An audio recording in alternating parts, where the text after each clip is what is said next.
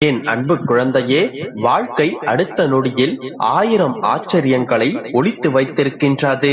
சிலவற்றை சந்தோஷங்களாக, சிலவற்றை சங்கடங்களாக, அனைத்தையும் ஏற்றுக்கொள்ளும் மனப்பக்குவத்தை வளர்த்துக்கொள். உன் மீது நம்பிக்கை உனக்கு இருக்கும் வரை வாழ்க்கை உன்னுடைய வசம். பிறர் பொறாமைப்படும் அளவிற்கு வாழ வேண்டும் என்கின்ற ஆசையை விட்டுவிடு. பிறர் சபிக்காத அளவிற்கு வாழ்ந்தால் போதும் கண்மணி. கடந்த காலத்தை பற்றி கவலைப்பட்டுக் கொண்டே இருக்காதே. அவை கஷ்ட காலத்தில் கடுகளவும் கை கொடுப்பதில்லை என்பதை நீ புரிந்து கொள். உன்னுடைய கஷ்டங்களையும் பிரச்சனைகளையும் நினைத்து உன்னுடைய மனம் பதறும் போது உன்னுடைய மனதிடம் சொல், மனமே பதற்றப்படாதே, மெல்ல மெல்லத்தான் எல்லாம் நடக்கும். தோட்டக்காரன் 100 குடம் நீர் ஊற்றினாலும் பருவம் வந்தால்தான் பழம் பழுக்கும். அதுபோல உனக்கான காலமும் நேரமும் கைகூடி வரும்போது எல்லாம் சரியாகிவிடும். கவலைப்படாதே, எப்போதும் உன்னோடு தான் நான் இருக்கின்றேன். குழந்தையே, ஒன்றை நன்றாக புரிந்து கொள். இறைவன் மீது பழி போட்டு விதியின் பின்னால் ஓடுவதை விட உன் மீது நம்பிக்கை வைத்து உன்னுடைய ஆசைகளையும் கனவுகளையும் லட்சியங்களையும் துரத்தி ஓடு. சாதிக்காவிட்டாலும் சரித்திரம் உன்னை பேசும்.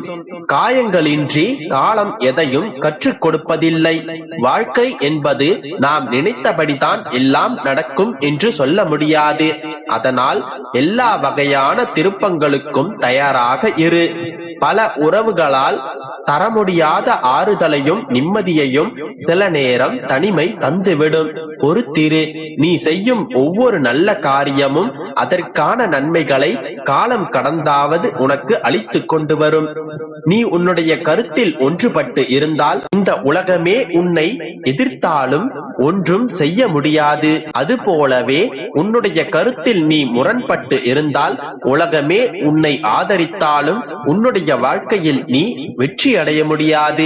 புரிந்து கொள் கண்மணி, வறுமை இல்லாமல் வாழ வேண்டும் என்று கடவுளிடம் வேண்டுவதை விட வறுமையை கொடுத்தாலும் அதனை சமாளிக்க கூடிய திறமையும் கொடுங்கள் அப்பா என்று வேண்டுவதே சிறந்தது.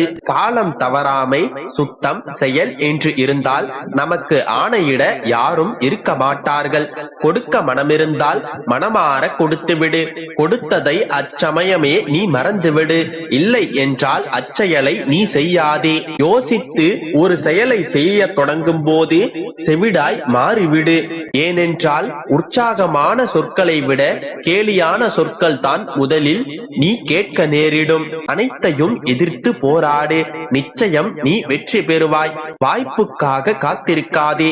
உனக்கான வாய்ப்பை நீயே ஏற்படுத்திக் கொள். நிச்சயம் உன்னுடைய வாழ்க்கையில் நீ வெற்றி பெறுவாய். தன்னம்பிக்கையை மட்டும் இழந்து விடாதே. அனைத்தும் விரைவில் மாறப்போகின்றது. உன்னுடைய அப்பா நான் இருக்கின்றேன். நிழலாக என்றும் நான் உன்னை தொடர்ந்து வருவேன். நீ செல்லும் இடமெல்லாம் நான் இருக்கின்றேன். காத்திரு. காலம் கை கொடுக்கும். நம்பிக்கையும் பொறுமையும் உன்னிடத்தில் இருந்தால் வாழ்க்கை உன்வசம். நல்லதே நடக்கும் என்று நினைப்பது உன்னுடைய வேலை. நல்லதை மட்டுமே நடக்க வைப்பது என்னுடைய வேலை. நீ என்னை நினைத்தால் நான் உன்னை நினைப்பேன். நான் உன்னை பார்த்து கொண்டே இருக்க வேண்டும் என்பதற்காகவும் நான் உன்னுடனே எப்போதும் இருப்பதற்காகவும் நீ இருக்கும் திசை நோக்கி நான் வந்து விட்டேன். நான் என்றும் உன்னிடத்திலேயே வியாபித்துக் கொண்டிருக்கின்றேன். எப்பொழுதும் உன்னுடைய நினைவோடே நான் இருக்கின்றேன். உனக்கு ஏற்பட்டு இருக்கும் தற்போதைய நிலை மாறப்போகின்றது. உன்னுடைய பாரத்தை முழுவதுமாக நான் சுமந்து கொண்டிருக்கின்றேன்.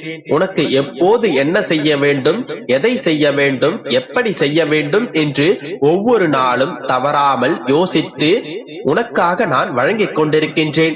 நீ விரும்பிய வாழ்க்கையை உனக்கு கொடுக்க நான் ஆரம்பித்து விட்டேன். மகிழ்ச்சியாக இரு குழந்தையே. எதை பற்றியும் கவலைப்படாமல் என்னை நினைத்து என்னை பின்பற்றியே இரு. உனக்குள் இருக்கும் அத்தனை துன்பங்களின் பிடியிலிருந்தும் உனக்கு நிவாரணம் கொடுக்க போகின்றேன். யாரிடமும் வெறுப்போ விவாதமோ வேண்டாம். எத்தனையோ பேர் என்னிடத்தில் வாழ்க்கையை தொலைத்துவிட்டு வந்திருக்கின்றனர். நீ கிடைத்த வாழ்க்கையை நிம்மதியாக வாழ கற்றுக்கொள். நானே உன்னை வழிநடத்துவேன். நீ பயப்படாமல் இரு. என்றும் உன்னுடைய நிழலாக, உனக்கு துணையாக உன்னுடைய அப்பா நான் இருக்கின்றேன். கவலைப்படாதே, பயப்படாதே. என் அன்பு குழந்தையே, இப்பொழுது இதை நீ கேட்டுக்கொண்டிருக்கிறாயே, இது யாருக்கோ சொன்ன வாக்குகள் அல்ல, பொதுவான வார்த்தைகளும் ஆறுதலும் அல்ல. இந்த நேரத்தில் இதை நீ கேட்டுக்கொண்டிருக்கும் உனக்காகவே சொல்லப்பட்ட வார்த்தைகள்தான் இது.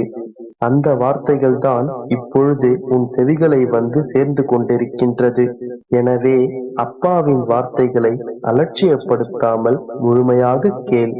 உன் மனம் சங்கடமடையும் பொழுதெல்லாம், உன் மனம் சோர்ந்து போகும் நேரமெல்லாம் நீ யாரையும் தேடிக்கொண்டு செல்லாதே. நான் ஒருவன் இங்கு உனக்காகவே காத்து கொண்டிருக்கின்றேன். அந்த சமயங்களில் நீ கண்களை மூடிக்கொண்டு அமைதியாக உட்கார். உன் இதயத்தில் வீற்றிருக்கும் என்னை பார். என் அன்பின் சிரிப்பை பார். என் கண்கள் கருணையுடன் பொங்கி வழிவதை பார். நீ மென்மையாக சுவாசிப்பதில் என்னிடத்திலிருந்து சக்தி ஓட்டம் உனக்கும், பின் உன்னிடமிருந்து எனக்கு வருவதையும் நீ உணர்வாய். அதன் பிறகு இனிமையான சுவையுடன் என்னுடன் ஏகமித்து விடுவாய். அப்பொழுது உன் மனபாரங்களுக்கு ஆறுதல் கிடைக்கும். உன் மனதில் உள்ள சிக்கல்களுக்கும் குழப்பங்களுக்கும் தீர்வுகளும் கிடைக்கும்.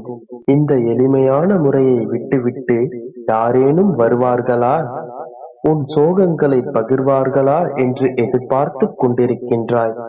ஏனென்றால் இங்கு அவரவருக்கான அவரவர் வாழ்க்கை இருக்கின்றது. அவரவருக்கென்று உன்னை போல் 1000 பிரச்சனைகள் இருக்கின்றது. உன்னை தோள் சாய்த்து கொள்ளவும் அரவணைத்துக் கொள்ளவும் இங்கு எவருக்கும் நேரமில்லை. எனவே நீ இங்கு யாரையும் சார்ந்திருக்காதே.